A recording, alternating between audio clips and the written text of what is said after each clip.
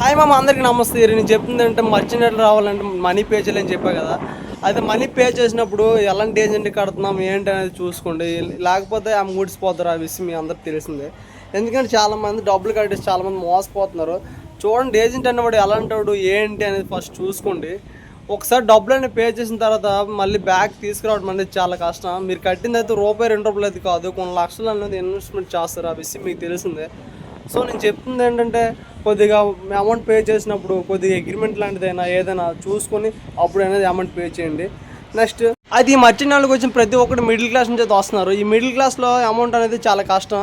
నాకు తెలిసి మ్యాక్సిమం ఈ అమౌంట్ అనేది ఎక్కడ అప్పులు తీసుకుని అయితే మనం వస్తాం. వాళ్ళేమో మనల్ని మోసం చేస్తున్నారు.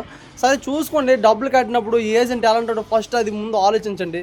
డబ్బులు ఒకసారి పోయిన తర్వాత మళ్ళీ మనకి వెనక్కి రావు. జై హింద్.